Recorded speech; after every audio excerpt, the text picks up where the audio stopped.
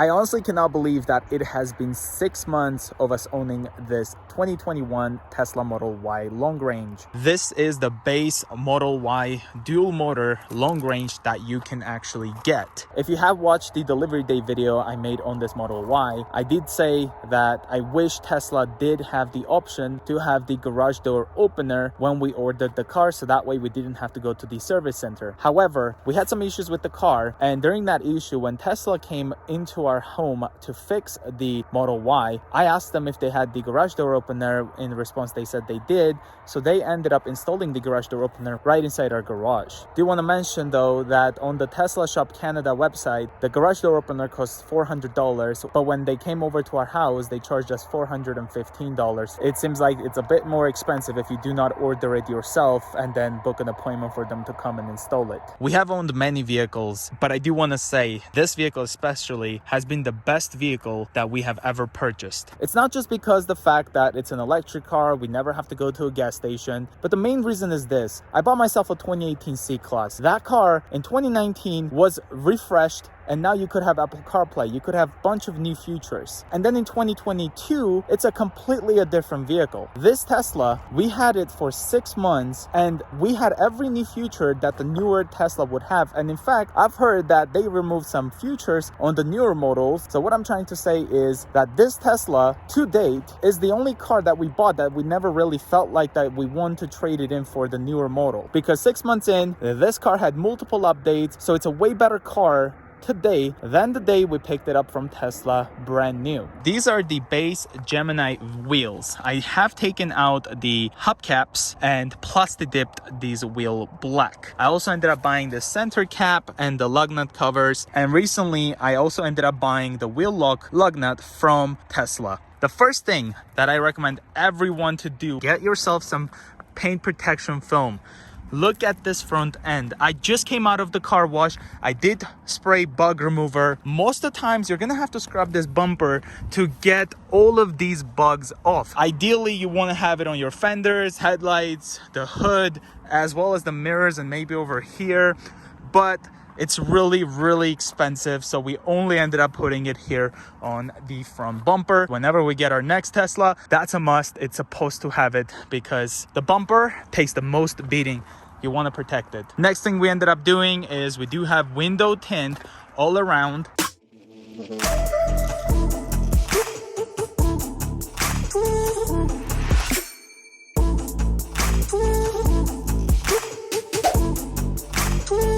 If I were to open up this door, this is not the factory tint. This has a 15% tint, I believe, on top of the factory tint. I'll have a link in the description when we did end up getting all this done. Same thing here with the rear glass. You cannot see anything inside the car, but if you look from here, you can see it.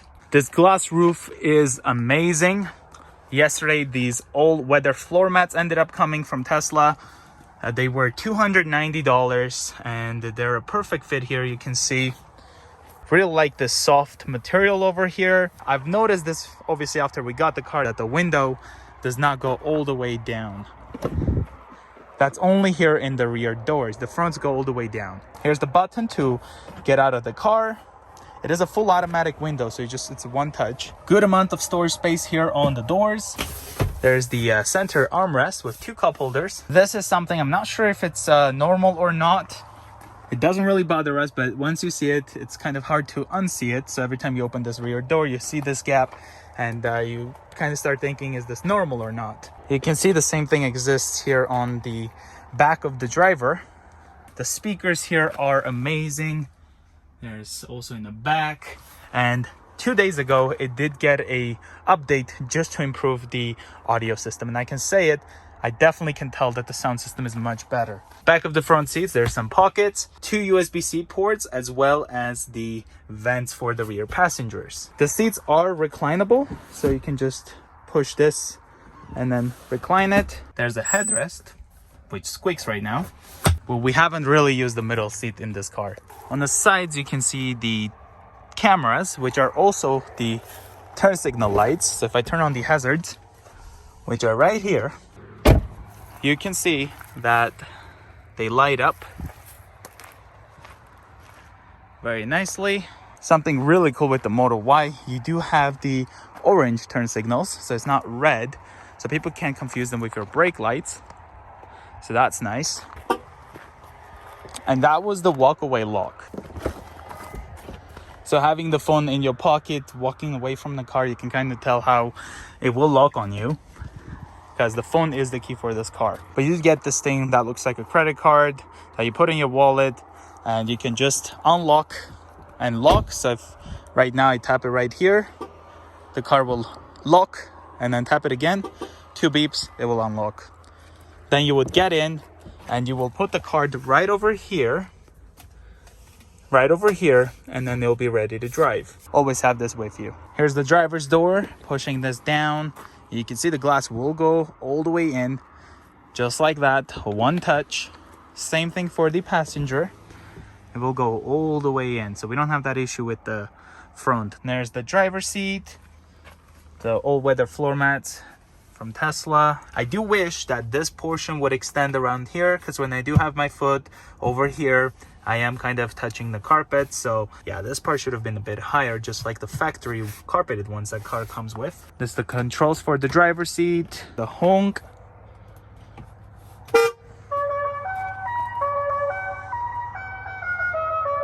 the autopilot camera right here. Now, as far as I've heard, the new Model Ys and Model 3s do not come with the radar. This car does have the radar. Here inside the passenger side, you can see it also has the lumbar support for the passenger. Whereas I've heard that the newer ones, after these ones, do not have the lumbar support for the Model 3 and Model Y. We were also very lucky that our Model Y ended up coming with this new center console and also the heated steering wheel. In regards to some ownership things, when we did buy this Model Y, we had some things that we didn't like, such as right here, this gap was pretty big. And then also, if you look from here, this part kind of does not line up with there. And then when I started looking here, there was this bumper that wasn't cut perfectly flush. Look at the amount of storage space here you have in the back, right there and here, and also over here. There's the mobile connector, and if you have the 7-seater, you do lose this small amount of storage space. Automatic tailgate. There's the camera for the rear. This cup holders, I do wish they had some sort of rubber material, just like the rear armrest one, so that the things would not move around, and also some sort of thing to remove it to make it easier to clean. Now, I'm sure I can go on Amazon and buy some sort of accessory for that. It'll be nice to have that out of the factory right on your delivery day, so you can easily remove the cup holder and clean it up, put it back in. So we have a coffee here example, and it doesn't really hold in here. Every time you're driving through bumps, it does move around and sometimes starts spilling in here, so it's a bit hard to clean up. I love the glove box. It's really nice. You go over here into the settings, touch the glove box, type in the pin, and then it opens up. That's where I also have a USB drive. It's a Samsung T7 SSD drive that connects to the Sentry mode, which is the security system for this car. If I go over here, launch viewer, you can see that whatever I've been doing so far, it's all been recorded, me reviewing the car. So when you come out of the parking lot, the drive here, you have these notifications that tells you if somebody touched your car or they hit your car, it'll be all saved so you can review it. This is what the garage door opener looks like. It also has a setting where as soon as you arrive home, it ends up opening your garage door. So I have it here for our garage too. As soon as the car gets close to it, it ends up opening it automatically. But if the garage door is already open and you don't hit cancel when you're arriving, it'll close the garage door in front of you. So that's something to let you know. I don't have it for this one here to auto open because this is not where the Tesla parks. But programming it, guys, is super easy.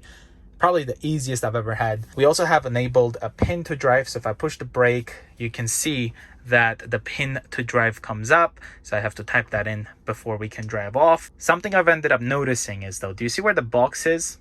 If I were to hit X and push it again, it's actually changing the location of the box, which means because you're leaving fingerprints here on the screen, it could potentially be easy to guess what your code is. Whereas now, you're gonna have to type in your code in so many different spots where it'll be really hard for them to try to guess. So it'll keep your code secure. Also, this thing goes for the glove box. So you can see it is keep changing the location for the pin for the glove box. Really smart. Now, this operating system is literally the best I have ever used. And I do want to say though, there are some things that I wish I could change. I wish I could have some sort of way to get rid of this wiper controls and then put like a heated steering wheel, for example. Reason why, because I don't need this over here. I did come out of the car wash, so I did turn off my auto wipers, but I don't really ever notice myself touching here before changing the settings for my wipers. What I do is I literally just push right here and you can see it automatically pops up. So I do not need to have my wiper controls right over here, but I do need my steering wheel heater. So the way I turn it on is literally telling the car to do it. Right now it is on. So I will tell it, turn off heated steering wheel. Steering wheel heater disabled. If you don't do that, this is what you have to do. You have to go over here while you're driving, then you have to go over here, and then you need to touch the heated steering wheel. Heated seats, this actually heats up all the seats in the back, including the middle. I have never seen that on any other car. Our Mercedes have them in the back, but they are only for these two seats. They're not for the middle one. So yeah, that's pretty cool. I love how wide this windshield is. Like, look at the visibility out of this car. So this is what I see when I'm driving. Look at that. We don't even have a hood on the way. So look at this dash cam over here, you guys. It's the drive to here. And look at that. We can go to any angle. We can go here to the back, see if somebody's tailgating me or anything like that. It's really cool to go and then view everything. If I were to push this right here, look at that. Did you see that? It actually cleans the windshield without obstructing your visibility. Unlike other cars I've drove, every time I use this windshield washer fluid like this to clean my windshield, it has blocked my visibility. Whereas on this car you're driving and it does not block it whatsoever. Look at this. It is amazing. The biggest issue we ever had with this Tesla was actually recently, like a month or two ago, and it took about a month to get it fixed. It was the autopilot. It started off with the whole backup camera not working. Then the side cameras that show you, all of them were black screen, and they would sometimes work, sometimes wouldn't work. And then we started having issues with the Sentry mode. So every time we would have a notification that Sentry mode had a critical error, and that ended up stopping Sentry mode. And then we also had an alarm going off for no reason, that Sentry mode thought that it should have it on. So in downtown parking, the car alarm goes off, we get a notification, we think that the car might have been in an accident, somebody hit it or something like that, but you go, the car is completely fine. So it was giving us false alerts because of the Sentry mode kind of having some sort of critical errors. And then the worst happened. Autopilot completely stopped working. The car would not see what the speed limit is. The car would not see if there's cars around you. The lane markings will disappear. So all the visualizations, autopilot, everything was not working. Not even like a cruise control, because the Tesla has the active cruise control, which means it's always aware of its surroundings. You can't just have a regular cruise control. So whenever I would try to activate cruise control, like the car would not even work on that. So on the long trip I was taking, I could not actually use any cruise control, which was annoying because autopilot completely failed. So I went on the app, booked an appointment for a mobile service, and they told me that most likely it's the front autopilot cameras, which are these ones right here. And they ended up ordering one, which was going to come in about 2 weeks. So the 2 weeks comes and Tesla comes over to our home and ends up looking at this assembly and notices, because I also told them that this rear view mirror feels a bit loose, and they tightened that and also said that this could have been happening because of the rear view mirror was loose, so it couldn't have a proper contact with it. So every time I would get in, then my sister would get in and we adjust the rearview mirror, it could have loosened up the autopilot system or something like that. So that was the reason that was happening. They also end up recalibrating the camera systems for autopilot. And sure enough, once I took my first trip, after like a couple kilometers, the car started looking and learning everything. Pretty much similar to the day you buy the car. That's kind of how it felt. How when you buy the car, it doesn't have autopilot right away. You have to drive around and the car starts learning its surroundings. So I drove for a bit, couple trips. Then in the evening, I drove again. And guess what? Same thing again. Autopilot completely stops working. Then the next morning, the backup camera doesn't work. I let Tesla know immediately. And we had to wait another 2 weeks. And that's when they come up and then replace this autopilot camera system. And it's been over a month. And it's been working fantastically, not a single issue, and thanks Tesla, we're taking care of it. But waiting for a month was definitely the most annoying time, because imagine if you actually had a road trip planned for that month, and then now your whole road trip would be without autopilot. And trust me, when you've used an autopilot, and if you're a current Tesla owner, you know how annoying it would be on your really long road trip that your autopilot will not work, that your whole safety system would not work. Like, I've actually started thinking, because I couldn't even see the blind spots, no cars were around there, none of the safety awareness stuff was working. So that got me thinking, what if the front collision warning just stops working, the active brake assist stops working? So as driving the car, I was like, almost every safety things in this car just stopped working. Did that stop me from buying a Tesla again? Absolutely not. I mean, I love these vehicles, and the fact that Tesla ends up taking care of its customers, so when you have issues, you just go on your app and book an appointment and they take care of you, that gives me the confidence to order another Tesla. And in fact, because they are kind of like really delayed, my next Tesla is coming pretty late. I'm not trading this, is not being traded in. We're just getting a Model 3 and possibly the new Model X. So far with my experience, Tesla has taken care of us at no charge. The only time that charged us is when they were fixing this rear view mirror and I told them to install the garage door opener. But that was because the garage door opener costs money and they charge $415 and installation is free. And the Tesla app is also amazing. Not having to have the key or anything like that, having the phone as the key is the best thing ever.